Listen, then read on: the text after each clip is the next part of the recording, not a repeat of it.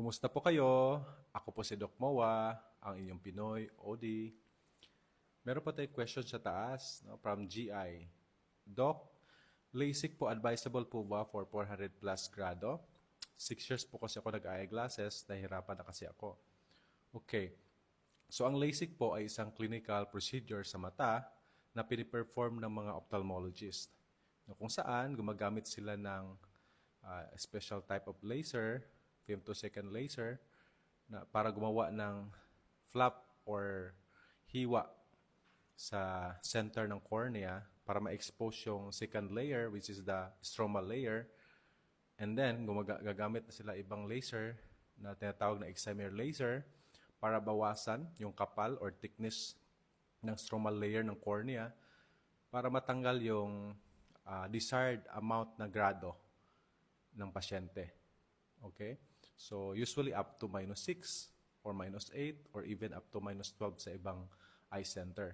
So, sa katanungan mo na 400 plus na nearsightedness or myopia, kayang-kaya.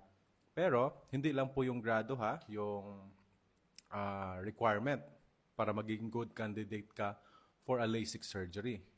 Isa din po dito yung edad. You must be 18 years old and above. Then, kailangan wala kang any corneal disease like keratoconus, dry eye na severe, or baka hindi manipis masyado ang cornea mo, hindi rin pwede.